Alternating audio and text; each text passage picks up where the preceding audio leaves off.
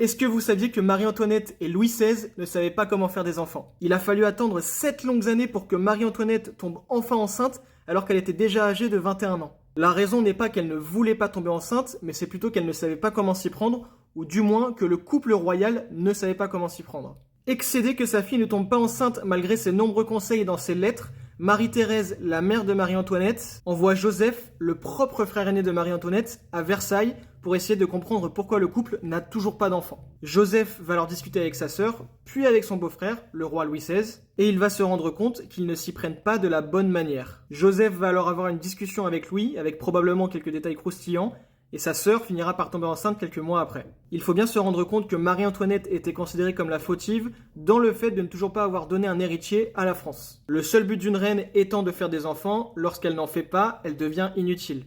Les plus cultivés auront reconnu cette reine. Alors aujourd'hui avec le recul, on pense que c'était plutôt le roi qui était fautif. D'abord parce qu'il ne savait pas vraiment comment s'y prendre, deuxièmement parce qu'il était fort timide, et enfin parce qu'il aurait été atteint d'un phimosis, une maladie empêchant les rapports complets.